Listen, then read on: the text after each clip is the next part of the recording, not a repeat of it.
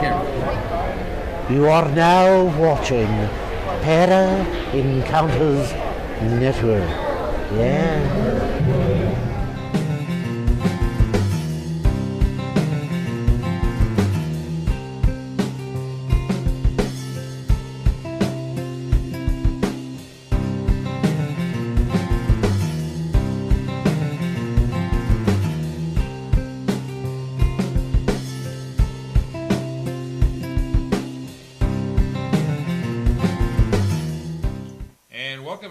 Welcome to PEMA TV. Welcome to Friday, October 24th, 2014. Didn't want to step on your lines this week. 1 week, exactly 1 week before Halloween. Yeah, it will be the Halloween next Friday. It will be. And we're going to have a stupendous replay, I'm sure, because we'll actually be in transition. We'll be heading that way, or... I don't know what we're doing. It's Halloween. We'll be doing something. I got a box with 5 pounds of candy and I got to give away somewhere. And can't give it to me. I'm diabetic. Well, can't give it all to me anyway. Keep the hard stuff because that's okay. No, that's emergencies. You get the wax lips. Right? Yeah. Can't even have the candy cigarettes anymore. It really sucks. All right, guys. As always, PEN and PEMA TV are brought to you by Metaluna Boutique and Stones in Gladewater, Texas, where everything's insane. And on sale. And on sale, yes. Right now, it's 30% off summer tops, 10% off perfume, bath and body, and jewelry. Awesome. And next week, we're excited. We're getting to our guests. Trust me. Drum roll, please. But next week we will be at History, Haunts, and Legends Fall 2014 edition. We'll be talking with our guest, who we'll let you know who it is here in a minute. Of course, if you're here, you already know who it is. We'll be there. Mr. Whittington will be there. Larry. Martha Hazard Decker. And Jeremy Jones. Jeremy Jones will be there. Selena will be there. Kathy Nance. Kathy Nance will be there. And we'll be there. We're actually speaking. Yeah. We might even actually, we've even talked about it, we might even actually be disclosing some of the data we've collected over the years. Yeah, and we don't do that often. Yeah. People wonder what keeps us going, so kind of enter that out. But everybody's here to see our super stupendous guest tonight, who's also doing a gallery. Yes, he is. Next weekend. We are joined tonight by our very good friend Dakota Lawrence. Dakota, are you with us? Yeah, how are y'all doing tonight? Well, if I was a puppy, I'd need 2 tails.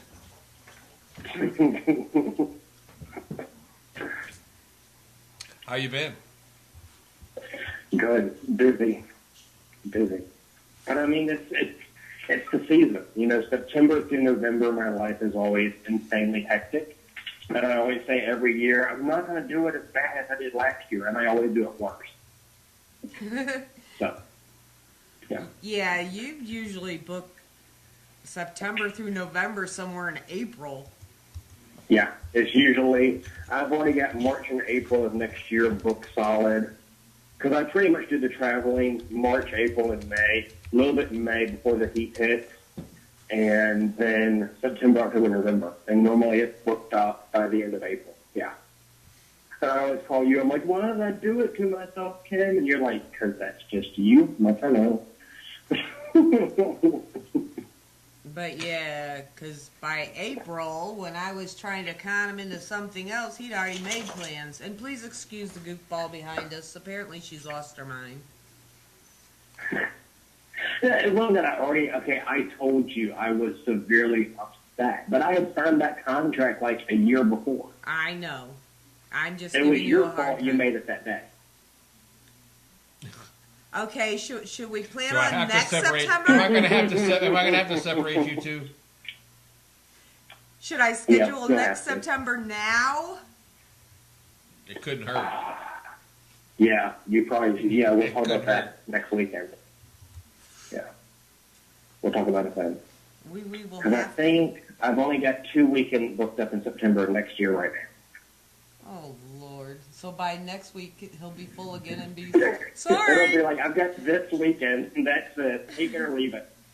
Well, a little secret, I'm going back down to New Orleans again next year. Do you need a So, yeah, road? I'll be heading back down to New Orleans. And room in New Orleans? I've never been to New Orleans. You've never been to New Orleans? How have you not been to New Orleans? Remember, I'm not from Texas, so.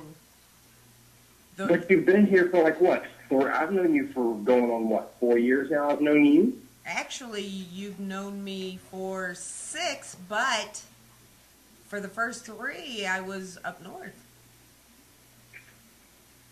Yeah. Yeah, so about 30, yeah, I've been going on 4 years now. We've actually been, good friends. Yep. So see, there's no excuse for you not to have been in New Orleans yet. Well, you didn't invite me. You didn't tell me you wanted to go.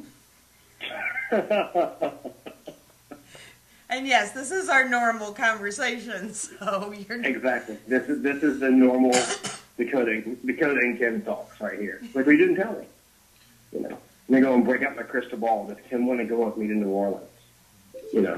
Did you have to shake that first? Did you have to shake it first and then turn it upside down and see what it said? Well, see, Dakota, the truth of the matter is I'd much rather go with you than Eric, because every time Eric goes to New Orleans, a hurricane hits. Yeah, I'm not allowed to go. It was see when Katrina hit. We actually had plans to go down there because I had a bunch of friends that lived down there, and Mom was like, "Oh, I want to go to Pat O'Brien's and have a hurricane." And we made the running joke because, it was like we were going to leave out, and then we saw it and we canceled the trip. And, and I was upset on this to my friends, all that. I was kind of bummed about that. Well, then flash forward, the day we were going to go down there was the day she made landfall. And she was like, I'm never going to go down to New Orleans and say I want to have a hurricane ever again. And I was like, you're telling me? I'm like, I want to go down there and see my friends. Well, they got hit really hard. Of course, down there, if the storm hadn't affected you, you were still without water, gas, electricity, all of those things like that. So they ended up coming to stay with us. They came up a week after she hit. So that was as soon as they could really get out of there. It was about a week after. And they lived with us from pretty much September, and they went home in April. Yeah, we understand that completely. Eric actually had plane tickets the morning it hit. And then when they had to cancel that trip, and the next time he went down, it was Gustav. Yeah, because Gustav hit Myrtle's plantation, too. When it came through. It hit Myrtle's. Yeah, so I'm not allowed. The state of Louisiana sent me a nice letter. Yeah. And said, Dear Mr. Reisinger, anytime you feel the need to come to New Orleans, please don't. Signed, all Well, of us. just don't go. Pretty much just don't. You can go in the summer months, because that's not hurricane season. Yeah, but yeah, it'd be my luck. It'd be a hurricane. a mosquito flood, or rabid alligators would come crawling out everywhere, or something. Bat asteroids. Yeah, or something. Yeah, it'd be something bizarre. There'd be a huge 50-foot tall nutria come crawling out of the ocean or something. Well, third time's a charm, so that could be. Well, the third time they may not recover. Third time in a bad way. They recover from the last two. That third time, they might not make it back. I don't want to be known as the man who killed New Orleans. You know what I mean? And now you see why I've never been there. I'm sorry. No, the only place I've ever been in Louisiana is hanging out with you in Shreveport. Yeah, because we did Shreveport Paracon together last summer, wasn't it? Yeah. The weirder side of Shreveport. Yeah, the weird side of Shreveport. Yeah. And see, and then you get to experience our lovely blazing heat being in by the downtown riverfront, which is pretty much hell. It's hell. I don't know, if you live in Missouri and you're 15 minutes from 2 major rivers, that's kind of hell too. Yeah. We'll see when they filmed the gates here. I shot a featured extra role on the Gates, but I had read for a lot of the cast and crew there, and I was going to go a little bit in wardrobe and prop and all that, and all of the actors were like, "How do you live here?" And I'm like, "What do you mean?" They're like, "It's blazing hot." I'm like, "This is May. This is not hot yet." Right? And they're like, "Yes, it is." I'm like, "Just wait. Just wait." Come And then, back of course, time came by, and they're like, "We can't take it here. We're miserable. This is the worst we've ever been in. It's just horrible." I'm like, "You get used to it. You do." Right. But I mean, for me, I would rather be too hot than too cold. Yeah, me too. I don't like the cold at all. I'm genetically designed for the cold weather. I'd rather have it be cold than hot. But that's just To be hot, you can handle easier. Once you get cold, it's hard to warm back up. Yep. To me. Yeah, once I get cold, I don't thaw out till June. Yeah, exactly. We've only got I'm two like, teachers I'm like, it's left. too cold. I don't like this. This is horrible. Like, See? oh Lord.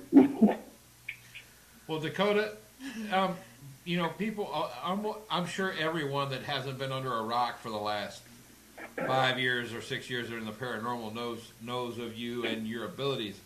But could you kind of explain to our viewers for a little bit about what you do and how you do it? Well, I'm a clairvoyant medium, born and raised. I started doing readings at 12, went professional at 15, and here it is almost 13 years later. Family inherited, so I was raised around the whole psychic, intuitive family vibe. So for me, it was never weird, never different, anything else like that. The clairvoyancy, that is what is known as clear vision. That's the life questions, your love, your family, your career, pretty much all matters of life. Then mediumship is, of course, your lost loved ones, and connecting with the energy of those that are still present as well. So, that can go into the lost loved ones. That can also go into a spouse, a partner, connecting to another person's energy as well, because people mistake the term mediumship as being just the dad. And it couldn't be further from the truth. The mediumship just means that you can connect to those that have crossed over, but it also means you can connect to the living ones as well. But that term has been typecasted as just the dad, and it's not true. Yeah, well, and a lot of people, I think you'll agree with this, Dakota. A lot of people in the paranormal, in and or around the field, nobody has the same vocabulary. So a lot of people, they assume they know what words mean and what a certain quality is, when in reality they have no clue. And it's a very disorganized field, and there's far too many people that try to bully their way to the top, and people that try to go and hurt other people to get to the top. And it's really like, okay, what happens when you get to the top? I've just been coasting now. Y'all, it's going, like I said, going on 4 years now. I've always done my own thing. I've always danced to my own drummer. And I've really tried to avoid, just that bucket of, this is the paranormal, this is what you do. I'm like, no, I'm not going to do that. I've always been a renegade like that. It's my inner James Dean. But, I think that the paranormal field as a whole, unfortunately, the TV was a blessing and a curse. Yep. It helped remove some of the stigma from the field. It helped remove, it's still weird. Let's be honest. We're sitting in a basement for 4 hours talking to the damn wind. So it's still a weird field, but it helped remove some of that stigma of weird. But on the reverse side of that coin, you got a lot of people that were desperate to be popular in high school that never were. So now they think that they can go and be TV famous or be event famous. And it's just like, what the hell do you get when you are? Or as seen on YouTube. Do what now? Yeah, as seen on YouTube. As seen on YouTube. We actually saw that on a banner Yeah. at a Paracon. As seen on YouTube. Well, so is Grumpy Cat. But, I bet he doesn't have a banner that says, or she doesn't have a banner that says that. Yeah, I don't think he has to. Who doesn't know who Grumpy Cat is? Right. Yeah. Yeah, I'm sorry. He doesn't need that. Well, you know, Dakota, and I know that you, but there are still some good people involved in this field. Yes, of course. There are a lot of good people. There are just some really not so good people. Yeah, that's for sure. Yeah, and unfortunately, I would say that a lot of your great investigators, a lot of your great people in the field, I would say, unfortunately, it's about 30-40% good people and about 60 to 70% bad, because there's too much ego. That's and true. it's like, for what? You know, people are like, well, you do this full time. I'm like, yeah, but when you look at how many hours I put in and how much work I do, I'm not a rich man by any stretch of the imagination. You know, I'm average middle American income. And I think that people think, oh, well, if I get on TV, or if I get on this event circuit or do this or do that, you know, it's going to justify my reason for this earth. And it's like, do it with kindness. You know, stop being a douchebag. Right. But unfortunately, the douches are the loudest. They really are. Yeah. And fertile, because there's a lot of them.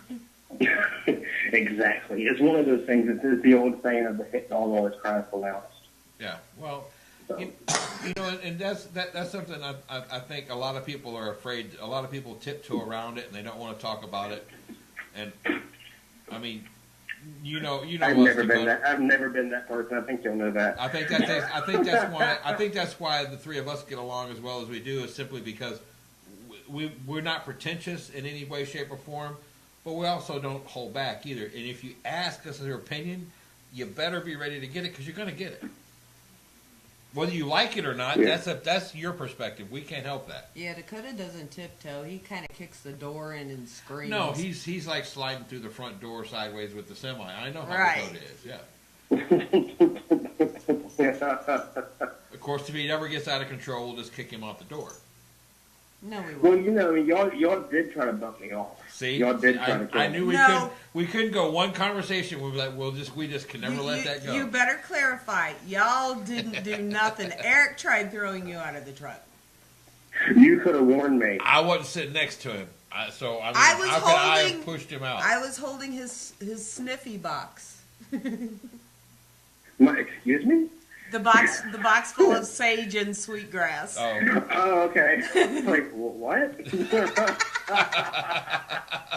Like, okay, I don't remember that, you know. Yeah, because you got in the truck and you handed me the box and dumped it on my lap and you said, hold this. Oh, I dumped it on, yeah, okay. I dumped it on your lap. Yeah, and like I tried to throw you out of the truck. Yeah. It's like, here, hold my shit. No. But that was the event before he drank. That was the event before he drank all our wine and then took his back to his that was room. Shreveport. Yeah. I didn't drink all y'all's wine. Yes, you did. Ask I did? Jeremy. Ask Jeremy. Oh. It's okay. It's okay, Coda. What happens in Shreveport stays in Shreveport. Yeah, okay. Okay. We're talking about Shreveport. It's a big little town. Yeah, that's true. That's something else I wanted to ask you, because you've been all across the nation. International. Well, I know he's international, but I mean, is there any one area or section of the country that you found to be more, since you, with your abilities, are there areas that are more active to you than others? That's $1 million question. I wouldn't. I mean, of course, we're going to have to go to New Orleans. Believe it or not, Shreveport. I mean, when you look throughout history, you had so many big shipping towns. You had so many, you know, during the Industrial Revolution, during the locomotive, you know, and all of those things came forward, you know, going into the 1800s, especially here in the South. You had so many towns and just BFE that blew up, you know, and it was unfortunately, you know, where there's growth, there's also crime, there's also disease and everything else. Jefferson's a great town. New Orleans is a great town. Galveston's a great one. You know, those type places like that. And, of course, all of South Louisiana. I've never been to South Louisiana and not had, you know, some cool location that had some kind of activity in it, just because, you know, the history is so rich. If I had to choose my favorite location, As far as city, I'd have to say New Orleans. I mean, that's like home to me. Right. It is. That's like home to me. Well, in You New know, Orleans, if I had to pick least favorite city, and not because of paranormal wise, but I have to say my least favorite city is Chicago. Yeah, I'm not a big Chicago And- person.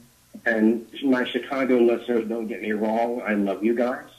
But for about 3 years hand running, I would always end up in Chicago right before Christmas.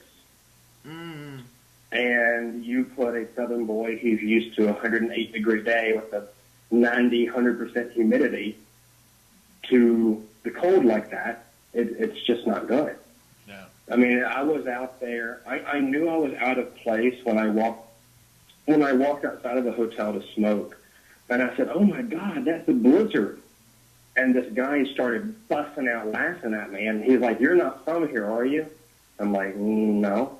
He's like, "That's a light flurry," and I'm like, "What? What?"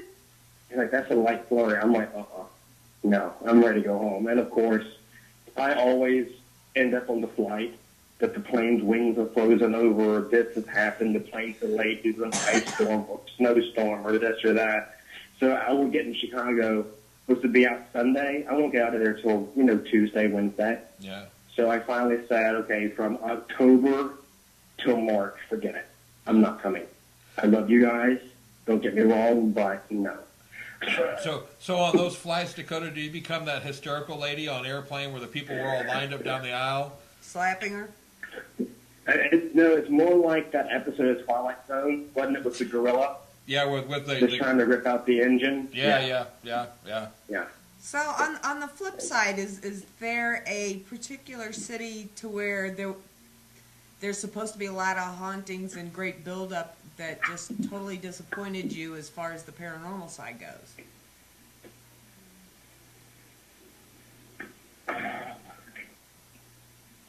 I don't want to shoot myself in the foot and say a city.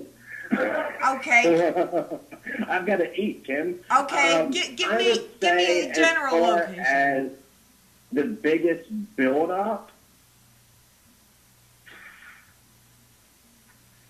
I can't say that there's ever been a city that I've been to that had a huge build-up that was a giant disappointment. There was really, I can't say that there ever was one that was a giant disappointment. I really can't. I just know that, some of the better known locations, you hear this great buildup and you everybody sees this, everybody hears this, da-da-da-da, and then when you get there, it's like, really? If I had to choose a location like that, I had to hit the Alamo. Yeah, because people are used to John Wayne and some of the movies from back in the late '60s, middle '60s, late '60s, the westerns, where the Alamo appears to be this huge, masonry building in the middle of the desert, and it's a huge fort, and it's a mud hut. Yeah. It's a mud hut in the middle of San Antonio. What did I tell you? Yeah. What did I tell you? When we it went used there? to be. It did used to be pretty big. I mean, what's left now is just the missionary. It did used to be pretty big, but I have distant relation to Davy Crockett. Like I'm like maybe 1% blood kin to him now from just the family breakdown of the genetics. So when I was there in San Antonio, I was going for the family history aspect, and then that part was cool. But of course, I was thinking, okay, historically speaking, talking an old missionary, you're talking about most likely, because it was a missionary for so long, you're going to have burials there on site. You're going to have all those things like that. So a lot of the old churches did, revere their dead, with the priest and the people like that. They buried them there. They buried them under the altar. It didn't matter. Right. So I was expecting to have like a really cool, haunted paranormal location. It was very peaceful. Yeah. It wasn't anything like I was going to expect it. And I thoroughly enjoyed my visit there. We were down there for Phantom Fest, and that was actually last month. In September, I was down there for Phantom Fest, and we were staying at the Mingra Hotel. So, of course, I'm like, I have to go to the Alamo for family reasons. I've got to go find that. So I go and say, I wonder where the Alamo is. And I open up my hotel window, and literally right underneath our hotel is the Alamo. And I'm like, okay, that's awesome. Yeah. That's cool. Yeah. Well, It wasn't a long walk for me. when we went, it was a disappointment to me because being from the Midwest, when you see pictures of the Alamo, it looks like there's nothing around it. It literally looks like it's in the desert. Yeah. And when I first saw it, we walked up out of the Riverwalk, and there it was between two skyscrapers. I'm like, really? Yeah. Yeah. Yeah. Well, it's just like South Fork, where they Yeah. film Dallas and J.R. Ewing and all of that. When you actually go to the South Fork house, Yeah, it's like it's it's only not that big. yeah, it's only like 2,000 or 2,500 square feet. It's not even. Yeah. I mean, it's amazing what they can do with aerial photography. Yeah. You know what I mean? Yeah. With the zooming in, the zooming out, and moving toward. It's amazing what they did because they did a lot of work with South Fork. Yeah, but I would agree. South Fork is the same way. It's very, and this will be for all of our German listeners because South Fork, Dallas is still huge in Germany. But Yeah. yeah, I would agree. I would have to agree with that one. South Fork's another huge And of disappointment. course, I was thinking, because I grew up, I love all the old TV shows and film and all of that. I was thinking JR driveway. Here's going to be this long, vast driveway. And it was an average person's driveway. Yeah. Pretty much twice as an average person's driveway, in all seriousness, about twice the size. And the tour guide said that they would actually go and film JR driving up and down, up and down, up and down, and then I saw that scene together. Yeah. And I was, what? Yeah. Wow. Yeah. That stinks. Well, it is. It is what it is. Well, I haven't seen it, so. Yeah. Yeah. Well, it's just like the Pawn Star shop is actually really, really tiny, too. Yeah. I've never been to Vegas, so I couldn't tell you. Been to Vegas. I had friends that I was going to go, but I had an event that weekend, so I couldn't go with them. And they went by the pawn shop up there, and they're like, you would be so disappointed. And I'm like, why? I'm like, 'cause it's in the ghetto, and it's really tiny. I'm like, how tiny? They're like, it's tiny. And I was like, what? Because, of course, on TV, with the angles and the cinematography and all of that, you can make a location look huge, when in reality it's not. Well, and they spend a Yeah, lot of what- time not actually in the shop, but like in the offices and stuff. So, that gives you a whole different illusion, too. Yeah, our mind can play TV tricks on us. Speaking of playing tricks on folk, Uh-oh. what's your big other than being in Jefferson? You got a good funny Halloween story? On myself, actually. Well, You're do tell. I've never told this one before. So you heard it here first. And then you can see it on YouTube later.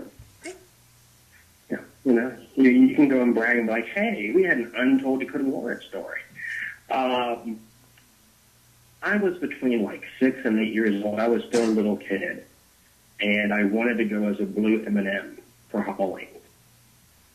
And of course, at that age, surprise, surprise, I was already highlighting my hair and, extremely, I want to have this and I want to have this look. And I was trying to find my look.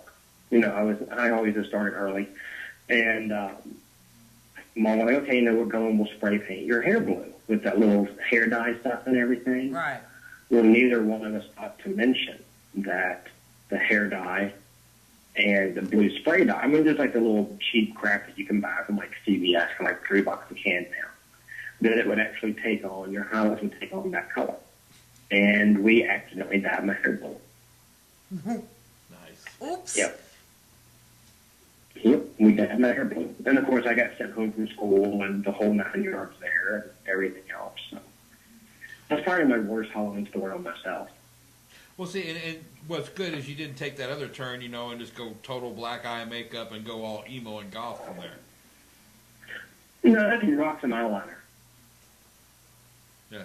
Not in a cozy way, but I can rock some eyeliner. I can see that. And do it with zero shame. Yeah. I've got pictures of me in eyeliner. I did that for Halloween. I did that back in 2011. Yeah, 2011. I went as a vampire and I did the whole black eyeliner and everything else. And then me and all my friends were going out for Halloween that night. I'm like, oh, and I had like the fake fangs and everything that like fit on your teeth so they look real. They're like, oh, it's Edward Cullen. And I'm like, I have real fangs. I'm not the freaking Twilight dude. Yeah, so I mean, pretty much that killed the whole vampire thing. Yeah, but I had the black leather boots with the silver grommets in them, and I had the knee-high. They were men's boots, but they were when I added it. I don't want to give Eric a free shot, but they were like the knee-high male leather boots that had the laces going up, and they had like 4-inch platform heels on them. Yeah. So they were combat boots. These were total borderline drag queen boots. Oh, okay. I'm not even going to go and try to. I'm not even going to try to go and make that a little bit more masculine. These are total borderline, just complete drag the hell out boots. So they were definitely something they would have worn Rocky Horror Picture Show. Oh, without a doubt. Favorite character in Rocky Horror Picture Show, Dakota? Rocky. Yeah. I love Rocky. I felt kind of sorry for him. And of course, Frankenfurter, legendary. I'm going to love Frank. But Rocky, I always felt sorry for him. Yeah. Because he was just so stupid. He was. And, yeah. Yeah. I can't say anything. When Rocky Horror came out, I was always magenta because of my hair. Yeah. I mean, every character you're going to love for a certain reason. I mean, even Brad. Yeah. You know, you can always relate. You can relate to everybody. I always felt sorry for Rocky because, I mean, here he is made into this figure, dumb jock, Adonis kind of body, and just so innocent little kid-like. Yeah, but he got all the cool toys. Well, and I always identified with Meatloaf's character. Eddie? Eddie. Yeah. Yeah, he didn't last long. Well, the candle that burns twice as bright burns just half like as long. Needless career. Keeps on trying to bring it back, though. Yeah, there's some people out there right now trying to bring their careers back that should just let it go. They just let it fade away. You know, I hope that they never try to remake Rocky Horror. You know, remaking... There are so many movies, even the ones they're trying to remake, it's a complete sin. That would be like trying... It's like when they redid Steel Magnolia. They remade that? Yeah, and it was an all-African-American cast. Oh. And it was made for TV, and it was very, very bad. Well, that would be like trying to remake Meet Me in St. Louis or Harvey. Yeah. There are certain But if you notice, they haven't really touched the iconic classics. I mean, they kind of did with The Great and Powerful Oz in a way, but not real. People were like, oh my God, they're remaking Oz. And it's like, no, they're not. They're not going to be that dumb to try to find the next Judy Garland because that will never happen. I mean, Yeah. Judy was made for that role. And, you know, they're going to do reboots and they're going to, you know, spin off of that. But when you look at your true classics, your Maltese Falcon, Some Like It Hot, 7-Year Itch, Breakfast at Tiffany's, you know, those kind of films, thank God they haven't come to touch yet.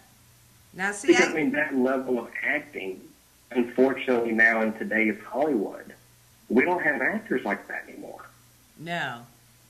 And for those watching, Dakota and I are both old movie buffs big time. But Yeah, we always go in an old movie chat. It never fails. But we tend to go opposite ways. Like your Breakfast at Tiffany's, I'm Whatever Happened to Baby Jane.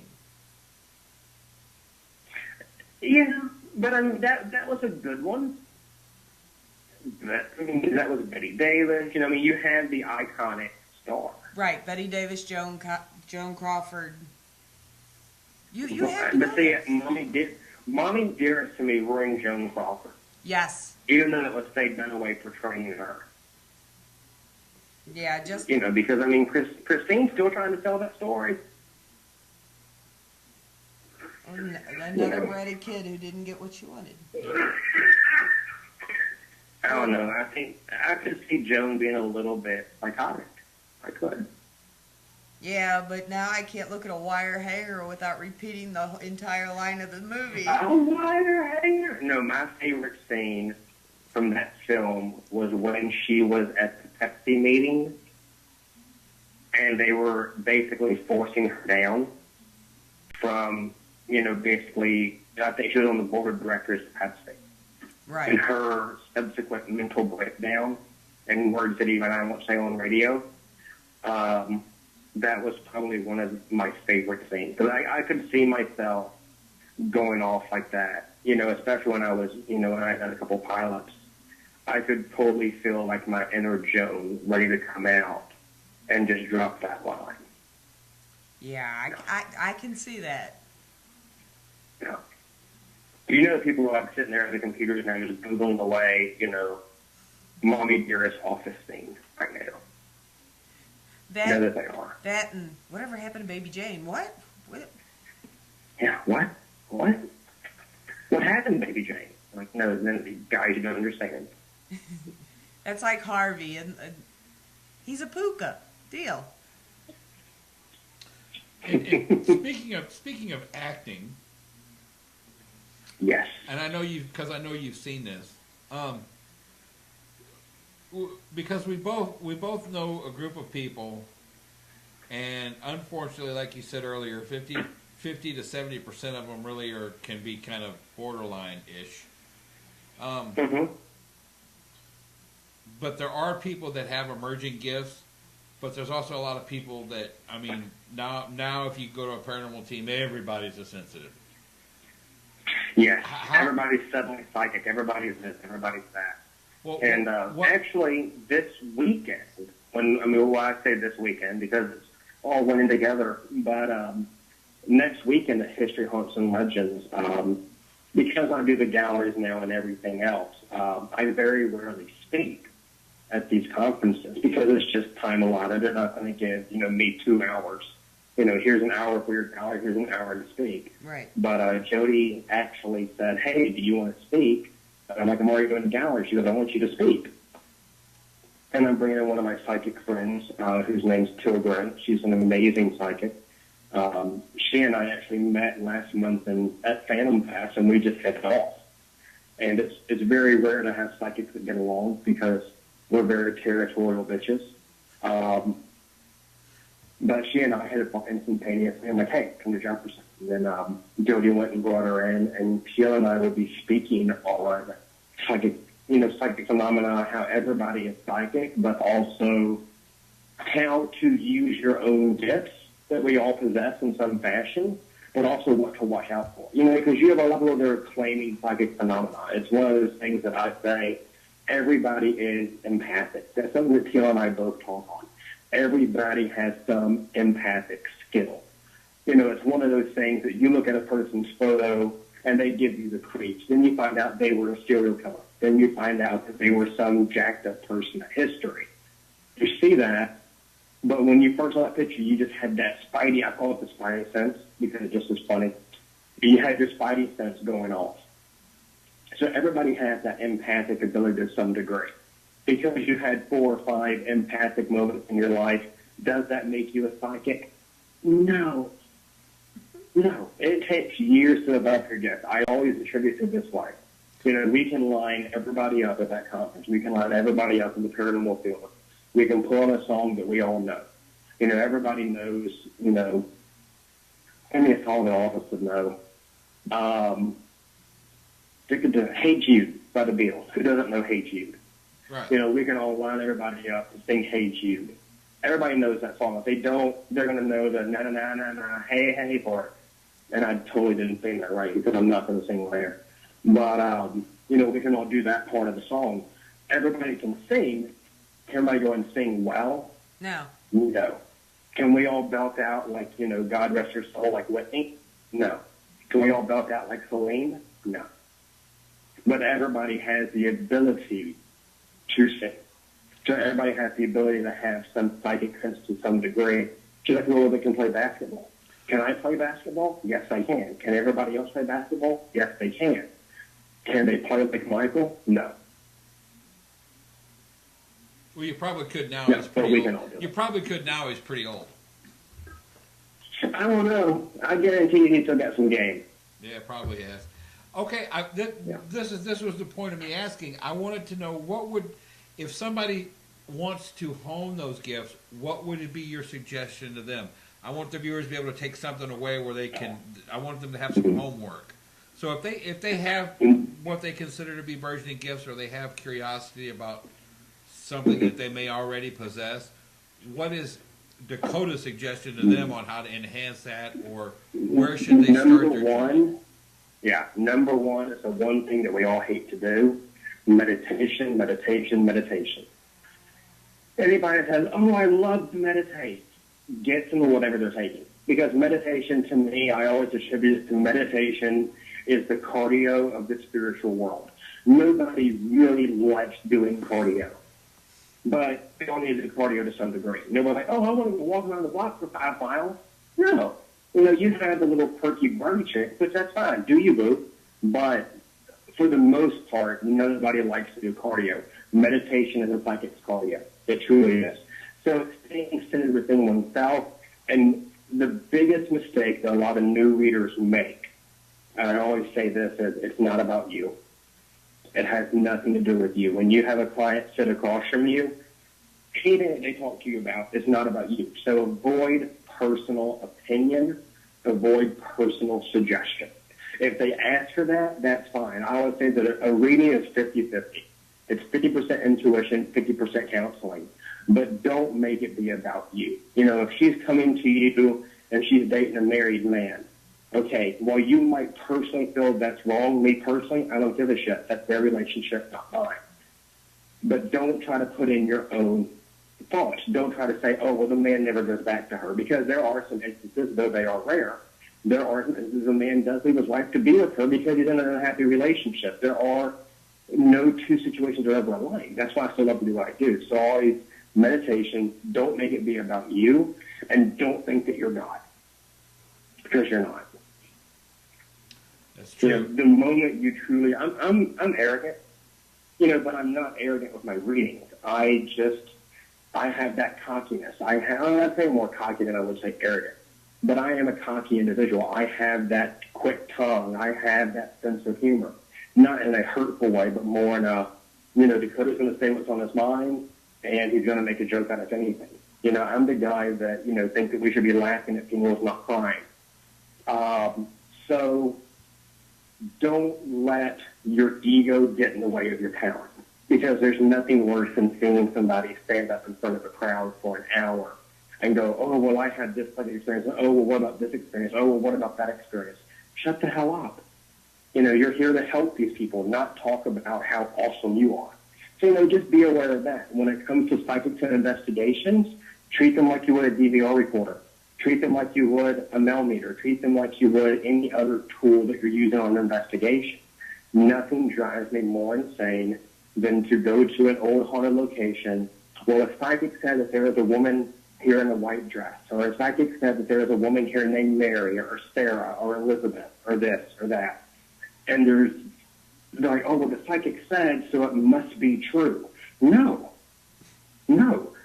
When you go into a location, write down your feelings. I always say for the developing psychic, go into a haunted location, clear your mind, don't think about anything. Take a pen and paper with you, spiral notebook, take in there with you, and just write down what your impressions are. Then go back, do the historical research, and see what you were hitting on, and understand where. And the biggest thing is that a lot of readers make as a mistake too, is they push for more information. They try to get more. Let spirit come to you. The moment you try to push, the quicker the energy goes away from you. That's why I always say in my galleries, and you guys have both attended one of my galleries before, I say I give what I get. Nothing more, nothing less. Right. Yeah, they should just be a conduit. You are just you're the telephone talking between two sides. Yeah. Yeah. Exactly. And would you think that it's also a misconception? Just because something traumatic happens in a place, that doesn't necessarily mean that it's uber haunted. No. No.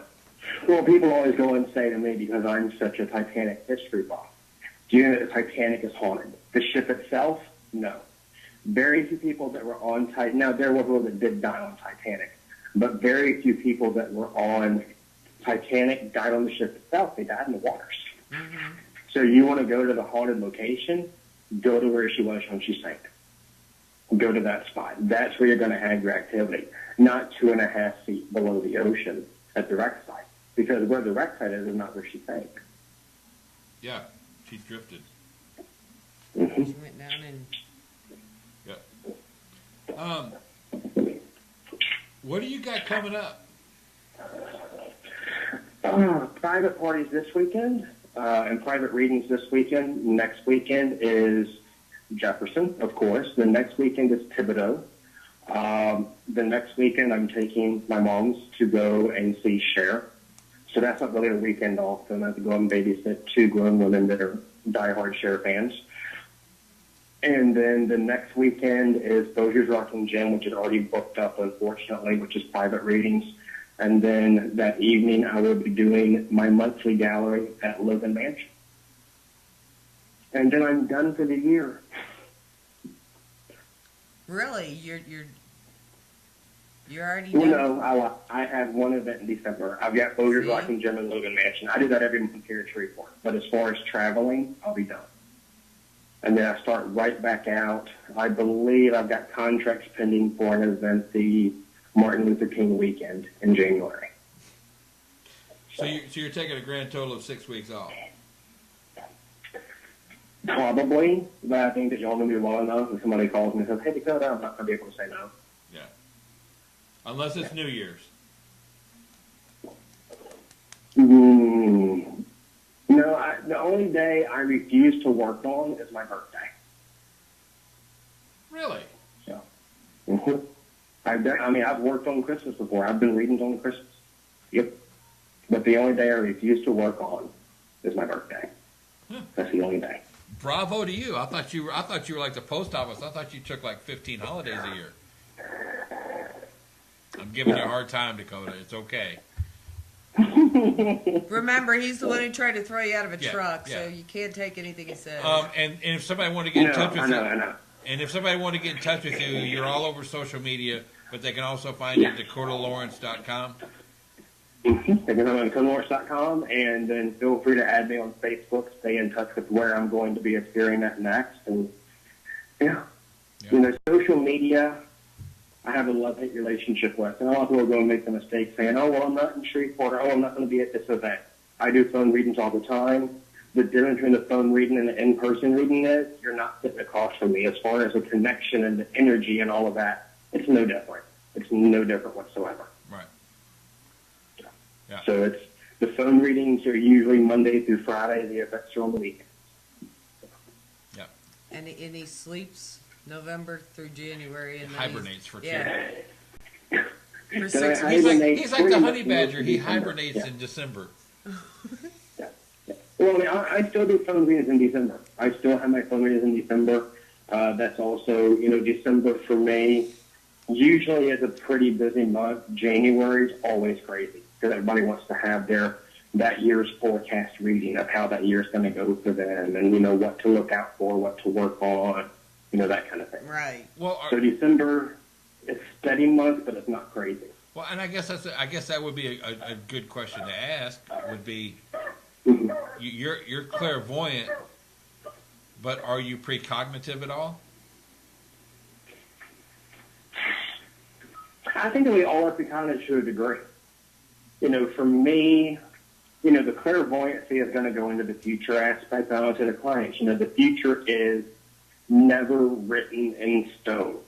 You're in charge of your destiny. You're in charge of your life path. So if you don't like something to read, you can always change it. But as far as precognitive moments, my coming out when I decided to do this full time was because of 9/11. To keep the story short, and that we're running close on time, back in September of 2001, when 9/11 happened, in February of that year, I had a dream about the Twin Towers. And I mean, keep in mind, this was, 13 years ago, so I was 14 years old at the time. And I woke up, told Mom, hey, I had this really weird dream that those two, and, we all know that I'm a very censored person. And I said, and this is an exact quote, because Mom, loves to tell this story, those two big-ass buildings in New York, I dreamed that they were on fire. And that they fell down. And Mom was like, really? And I'm like, yeah. And I didn't think twice about it. Because again, I was raised around this world. And then when September 11th happened, of course, we all know, it's just like our parents knew where they were when JFK was assassinated. I was actually in health class. It was my freshman year of high school. And the principal came on the overhead speakers. And keep in mind, we lived right by Barksdale Air Force Base, which is where President Bush went and spoke and addressed the nation after the attacks. And I said, and I had said when they turned on the TV, I said, that's really strange. I said, I had a dream that both buildings were on fire, and it wasn't 5 minutes later the second plane hit the Twin Towers. So that's when I realized that not everybody could do could do this, basically, and that I had, basically a service to provide to people. So it's a bittersweet reason on why I decided to make this be my career. When I look back now, do I have any regrets? Oh, God, no. I love what I do. I love my clients. I love the friendships I've made, throughout the years. But the reason why I started wasn't for a fun reason. It wasn't just like, hey, I want to do this. I really felt that it was, that this is my life purpose. This is what I'm supposed to be doing. Yeah, and I never looked back. That's not a much guided into thing as the old high school guidance counselor doesn't try to get you to become a clairvoyant medium. That's not a... Well, and most kids, when their parents ask them when they're 6 or 7, what do you want to be when you grow up, that most don't say, I want to talk to dead people. I want to be a stripper. I could see that. True story. I can see True that. story. It was, we had career day, and don't ask me how the hell I knew what a stripper was at that age. Because even Mom's like, how did you know what that was? I'm like, well, no. They didn't have Google back then. Sorry, even I crack it because it comes out of my mouth sometimes. But I went and we had done career day, and I decided either I wanted to be a firefighter or I wanted to be a stripper. Either way, it gets hot around there. There's poles involved in either one. There is a connection. And exactly. There's always heat and sweat. Heat and sweat in both is involved. See? That's right. The glitter is kind of more the stripper side, though. Not so much. No, you can make it. You can still make it. It could be still glittery, being a firefighter. There are sparks. That's true. Yeah. How do you know this, Ken? I hang out with you. Yeah. Hey. I represent that remark. Yes, you do, darling. Well. No, don't say it. We can go as long as we want to. How is Sam doing? How many years have you been trying to get me on your show? Too damn many. Well, let's see. We've been doing the show 6 years, so yeah, 6 years. And then finally you're like, you don't love me. You won't do my show. I'm like, give me a weekend. Give me a day. And I did give you a day, and you changed the subject on me. Did it? That Yes. was, well, oh. Don't crawfish on us now, Dakota. You come on. You got a whole another 6 years before you got to come back. I promise. Hold on, it's one of those things that when I first started, I did so much internet radio. Oh, I can imagine. And I don't mean this disrespectful to you guys, but there's a lot of interviewers that think that they're Barbara Walters, and they're more Elizabeth Hasselbeck. They just have no talent. And, oh, I said that. I'm such a bitch. And I really just get tired of the same questions and the same this and the same that I never get to let that individuality shine. So I said, I'm not going to do them anymore. I'm tired of it. And I went to SM and AM radio. And I've been doing that for a while now. Because, I mean, SM, AM, they want to have that hot topic. They want to have that debate. They want to, I mean, that's how they keep their listener base. And that was when I moved to SM and AM. And then, you know, I do, here locally, I do TVKI and Heels every month. I do those locations now.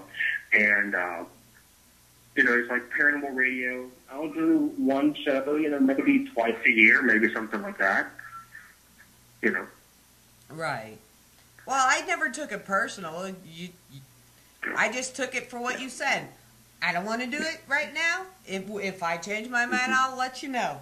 So I waited. But I was, for about a year and a half, I was doing 2 or 3 shows a week. And it was great, but then it was just kind of like, okay, I'm tired. Yes, I'm clairvoyant. Yes, yeah, I know. That's why we try not to. What was it like growing up psychic? I always loved that question because, like, how can I compare what it's like growing up psychic when I don't know what it's like not growing up psychic? Past life. You know. Compare it to a past it's just life. Like, you can't do that. You can't. Well, maybe in a past life he was a stripper. A psychic stripper. It could happen. It could happen. Because we love Dakota. What would be your favorite? Just so the whole world knows, Dakota. The absolute whole world has to know this. What if you were a stripper? Okay. What would your primary song be? Back in Black. Okay, there you go. Back in Black. There you go. Yeah. Somebody asked on a radio show one time if I ever did drag, what would my drag queen name be? And it was Mimosa. It's what? It's Mimosa.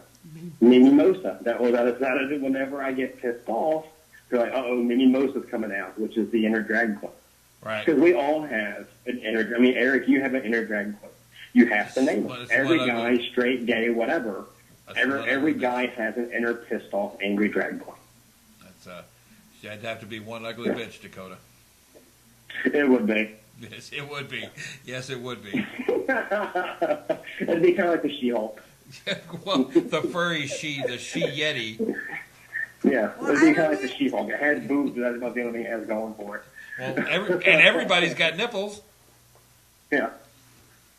Well, I feel left out not having an inner drag queen. I do have my stripper alias, though.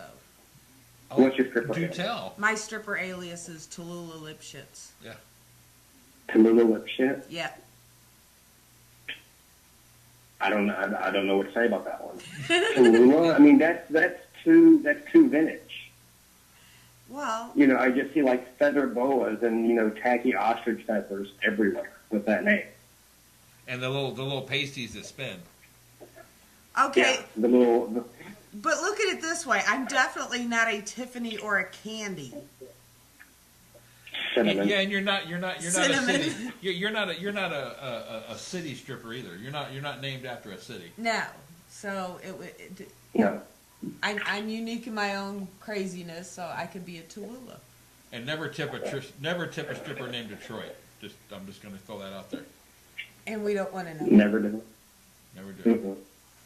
Well, Dakota, No. thank you so much for coming on tonight. Well, thank you guys. It was truly a blast, and I absolutely enjoyed it. So thank you guys so much for having me on. Well, hey, and now everybody knows you will probably have people show up handing you Back in Black tapes And glitter. now at every place you go. Back when I worked on Supernatural, because I was a booking agent part-time, and I actually had one of my clients finally tell me, quit promoting our career and promote your own. And I followed her advice, and I will not say this in the arrogant way, but I think that her advice was correct.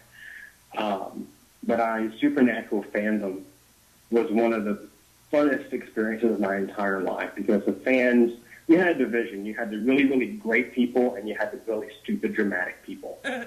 But I had worked with all the actors, so people knew who I was because of that. So it was like I was recognized by proxy kind of thing. So it's kind of like I was like one of the group, but I wasn't part of the show kind of thing. And I worked with Supernatural from seasons 2 until the end of season 5. And my contract ran up right when 6 started. And I had made the statement of, and I was actually in Chicago. I was doing a paranormal interview, and, you know, the Supernatural fandom had added me on Facebook, started following me and all of that. And they said, you know, what's the one thing that you absolutely have that you have no control over? And at the time, I've cut back a lot, thank God. I quit eating sugar, and then I gained 20 pounds. Find the irony in that. But I said I have a diehard sweet tooth. And that event, I had literally people bringing me bags and bags and bags of candy. And then I had a girl there named Amy, and we've stayed in touch ever since. She walked up to me and said, hey, you know, they had like a message boards, and everybody knew what everybody else was doing kind of thing. And she said, hey, I heard that you wanted candy. And I'm like, I said that in jest. But hey, I mean, I literally, they had to go and mail like this big old box from home to home of candy. I mean, I had people that brought like stuff overseas, or like the liqueur candies and everything. Right. I mean, I was like, this is amazing. You know, because I'm like, I didn't know they made margarita chocolate. It was like real margarita with like tequila in it. And I'm like, this is amazing. They're like, we do not have our stuff together when it comes to our chocolate. No. And she said, I know what you really need. And I said, what? And she pulls out this little canister, like this metal tin, and it had Jack Daniels on it. I'm like, oh my God, that's so unique and so cool. She goes, any other man loves Jack Daniels. Literally, she had brought me a bottle of Jack Daniels. And I was like, you are an amazing individual. And we've stayed in touch ever since. We're talking, it's been 6 years now. You know, and she and I stay in touch still. Yeah. So it's always the little weird moments that you have of life on the road. You always have these really weird, cool stories like that. And there has to be Amy giving me a bottle of Jack Daniels. Probably one of the highlights of the most interesting gift to have ever been given by somebody. Yeah. Yeah, I can see that. Yeah. But then when y'all came to Shreveport, y'all got a gift back too, which I thought was really impressive. That the event gave a gift We back. did. Yeah, It was wonderful. And I was like, wow, Shreveport, you have some class. What little bit of the wine I got to taste wasn't bad. That wine was not good. We know that, but that's why we didn't understand you drinking it all. We have to thank you, Dakota, because you tested not only the stuff at the top of the bottle, you tested the stuff at the bottom of the bottle too. No, I did not. That is so not true. Yes, he did. No, because we went to El Dorado. Jeremy and all of us did. We went to El Dorado that night.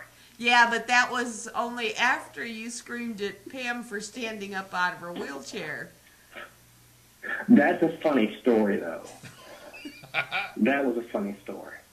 It was funny standing there watching it because I was there. Yeah, you were there. You have to tell the story now. You have to tell that story because I don't want to, because I don't want to get any hate. Okay, the story is this. Poor Pam had been a victim of carbon monoxide poisoning to the point to where she couldn't walk. So she was in a wheelchair. And after therapy and everything, she was able to stand up a little bit and walk on crutches a little bit. But because it was a big event, Jeremy brought her with her wheelchair. They were all going out. I went down with them to wait for them to leave and to smoke a cigarette. Now, keep in mind, it was like 1 o'clock in the morning. Yes, it was. And there was no shuttle service. And Dakota decided he was going to go in and get a courtesy van. So he went in and explained to him, we're wanting to go here. My friend, she's in a wheelchair. She's a little embarrassed trying to get up and wiggle into a cab. Can we get a courtesy van? They said yes. As he walked out the door to say, hey, I got the courtesy van, Pam's legs cramped, so she pulled herself up and was standing in front of her wheelchair. Dakota throws open the door, and out of his mouth, I swear to God, flies, bitch, sit your ass down, you're ruining my game.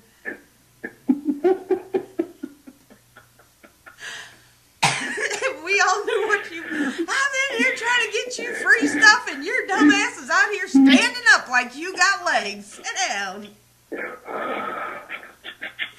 Well, no, because because, I mean, we were not, because, okay, now the shuttle started to quit at 11 o'clock. And they said it quit at 11. I said, but we've been drinking. I don't want to have to go and get her into a cab. She's going to be embarrassed. I mean, I played it up really well. Like, wow, like if we drive and we die, it's your fault, or you're going to embarrass a girl in a wheelchair. Right. So they really didn't have an option there. So like either let us go or be a douche.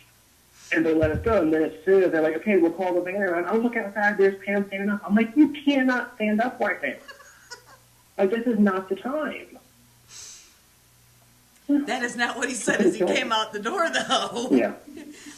Well, I mean, y'all know I have no filter, which is why, either people absolutely love me or absolutely hate me because I have no filter. And that's why we get along, because neither one of us have a filter. She did sit down. Sit down? But she only stood up because her legs had cramped up. And you could actually see the muscles starting to contract. Poor girl. He scared the snot out of her.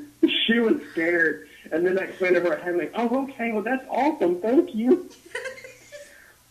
She was a sweetheart. I love Pam to death. Pam and Jeremy, I'm so looking forward to getting to see them again. I really am. I know. Pam and I are both wearing our neon shoes. Yeah, and thank God Pam did make a full recovery. She's able to walk and get around like nothing ever happened. Yeah. It was fortunate that we didn't lose her, but it was even more so the fact that she was able to make a full recovery because for a while there, it was really spotty. Yeah. It really was. Well, and I mean, the poor thing, it wasn't bad enough. I mean, her dad had pulled the tractor in and carbon monoxided her almost to death. But a week later, he cut off his fingers like downstairs at the same place. So Wait, what happened? he cut his finger off. Oh yeah, I remember that. And this was all within a week's time. But yeah, when I met Pam was Shreveport and she was in a wheelchair. And I was trying to explain this to Wendy and she was telling me no. I'm like, ask Dakota, he'll tell you. I was trying to explain the whole shuttle bus thing. Yeah. That was a fun event though. I mean, Shreveport really surprised me. Oh, it was amazing. It was a fun event. And when they do it again, I'm sure it'll be even just a little better organized, and it'll be just that much better an event. Yeah, and hopefully not in the heat of the summer. Yeah. Because that part really confused me. That's hard on a fat man, too, trust me. I would like to mention that Helen is in the chat room and said she can see you yelling at Pam like that. Oh, Helen Iverson? Yes. Oh, tell her I said hey. She can hear you. Wait, she can hear me.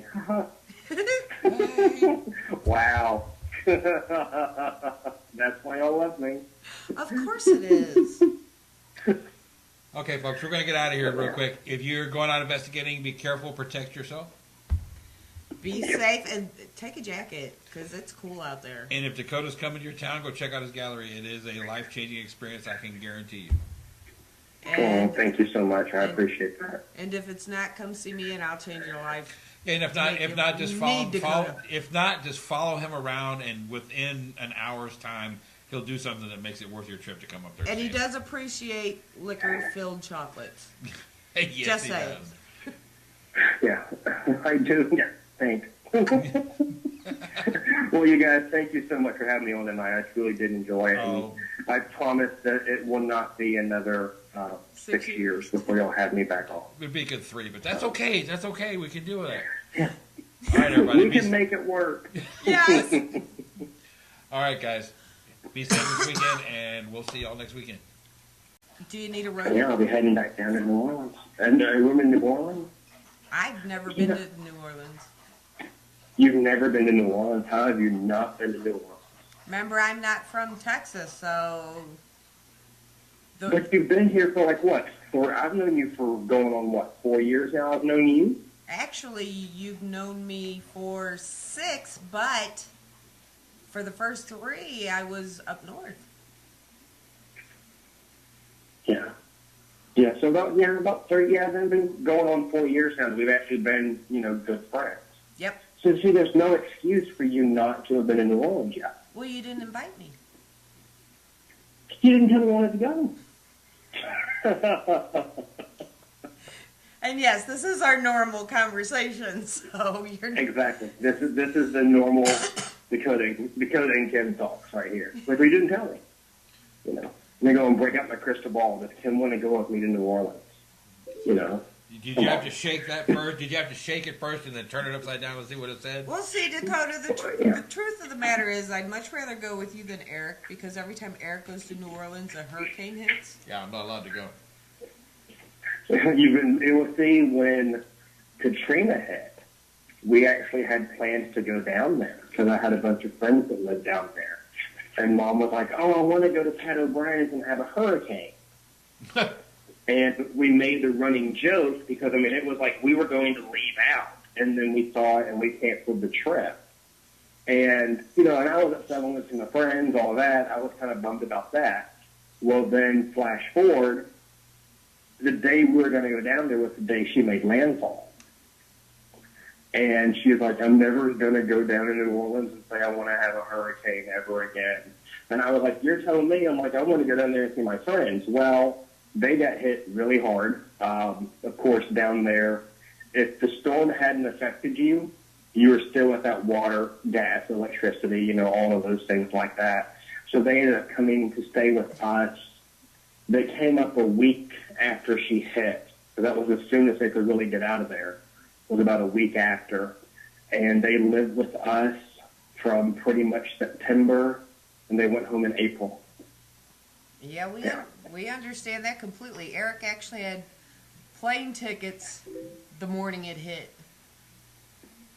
And then when they had to cancel that trip, and the next time he went down, it was Gustav. Yeah, because Gustav is easier. Once you get cold, it's hard to warm back up. Yep. To me. Yeah, once I get cold, I don't thaw out till June. Yeah, exactly. We've only got I'm already two complaining. I'm like, it's too cold. I don't like this. This is horrible. Like, oh, Lord. Well, Dakota, you know, people, I'm sure everyone that hasn't been under a rock for the last 5 years or 6 years or in the paranormal knows of you and your abilities. But could you kind of explain to our viewers for a little bit about what you do and how you do it? Well, I'm a clairvoyant medium, born and raised. I started doing readings at 12, went professional at 15, and here it is almost 13 years later. Family inherited, so I was raised around the whole psychic, intuitive family vibe. So for me, it was never weird, never different, anything else like that. The clairvoyancy, that is what is known as clear vision. You know, that's the life questions, your love, your family, your career, you know, pretty much all matters of life. Then mediumship is, of course, your lost loved ones, and connecting to the energy of those that are still present as well. So, I mean, that can go into the lost loved ones. That can also go into a spouse, you know, a partner, connecting to another person's energy as well, because people mistake the term mediumship as being just the dad. And it couldn't be further from the truth. You know, the mediumship just means that you can connect to those that have crossed over, but it also means you can connect to the living ones as well. But people, that term has been typecasted as just the dad, and it's not true. Yeah, well, I mean, and you know, a lot of people, I think you'll agree with this, Dakota. A lot of people in the paranormal, in and or around the field, nobody has the same vocabulary. You know, so a lot of people, they assume they know what words mean and what a certain quality is, when in reality they have no clue. And it's a very disorganized field, and there's far too many people that try to bully their way to the top, and people that try to go and, you know, hurt other people to get to the top. And it's really like, okay, what happens when you get to the top? You know, I mean, I've just been coasting now. I mean, y'all, you know, it's going, like I said, going on 4 years now. You know, I've always done my own thing. I've always danced to my own drummer. And I've really tried to avoid, you know, just that hit Myrtle's Plantation, too. Mm-hmm. When it came through, it hit Myrtle's. Yeah, so I'm not allowed. The state of Louisiana sent me a nice letter. Yeah. And said, "Dear Mr. Reisinger, anytime you feel the need to come to New Orleans, please don't. Sign all Well, of just us. don't go. I mean, pretty much just don't. You can go in the summer months because that's not hurricane season. Yeah, but yeah, it'd be my luck. It'd be a fluke hurricane. mosquito flood or rabid alligators would come crawling out everywhere or something. Bat asteroids. Yeah, or something. Yeah, it'd be something bizarre. There'd be a huge 50-foot tall nutria come crawling out of the ocean or something. Well, I mean, third time's a charm, so that could be. Well, the third time they may not recover. Third time in a bad way. They recover from the last two. That third time, they might not make it back. I don't want to be known as the man who killed New Orleans. You know what I mean? And now you see why I've never been there. I'm sorry. No, the only place I've ever been in Louisiana is hanging out with you in Shreveport. Yeah, because we did Shreveport Paracon together last summer, wasn't it? Yeah. The weirder side of Shreveport. Yeah, the weird side of Shreveport. Yeah. And see, and then you get to experience our lovely blazing heat being in by the downtown riverfront, which is pretty much hell. It's hell. I don't know, if you live in Missouri and you're 15 minutes from two major rivers, that's kind of hell too. Yeah. Well, see, when they filmed the gates here, I shot a featured extra role on the gates, but I had read for a lot of the cast and crew there, and I was going to come a little bit in wardrobe and prop and all that, and all of the actors were like, "How do you live here?" And I'm like, "What do you mean?" They're like, "It's blazing hot." I'm like, "This is May. This is not hot yet." Right? And they're like, "Yes, it is." I'm like, "Just wait. Just wait." Come And then, back of course, time came by, and they're like, "We can't take it here. We're miserable. This is the worst we've ever been in. It's just horrible." I'm like, "You get used to it. You do." Right. But I mean, for me, I would rather be too hot than too cold. Yeah, me too. I don't like the cold at all. I'm genetically designed for the cold weather. I'd rather have it be cold than hot. But that's just To be me. hot, you can handle heat.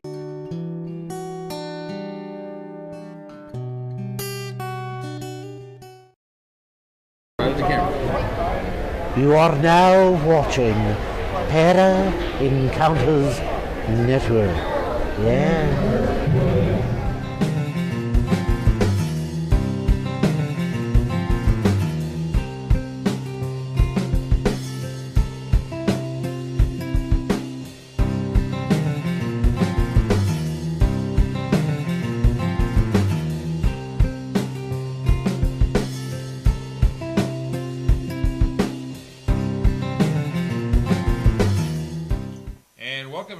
Welcome to PEMA TV.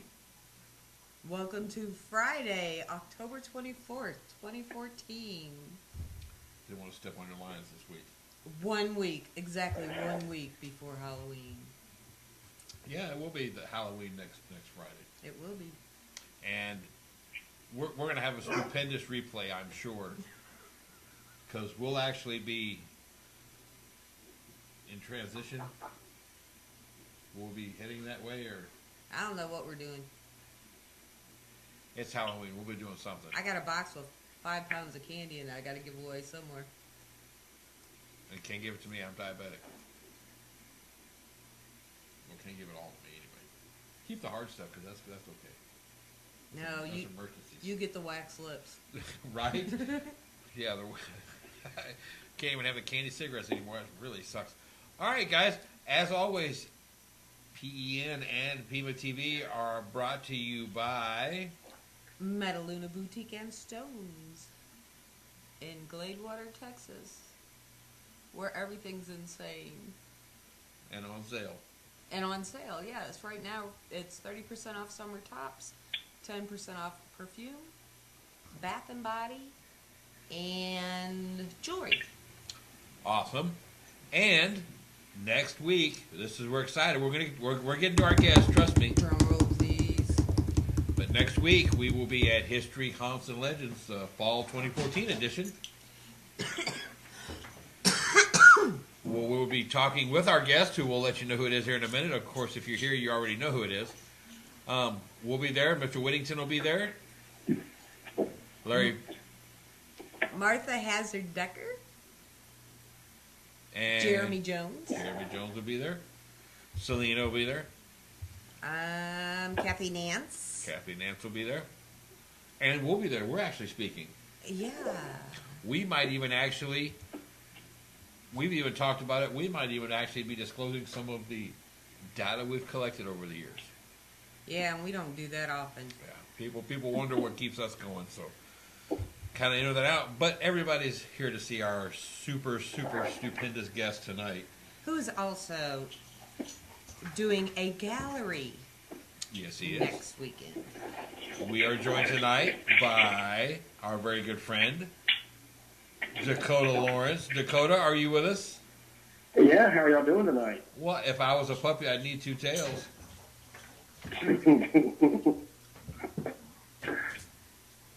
How you been?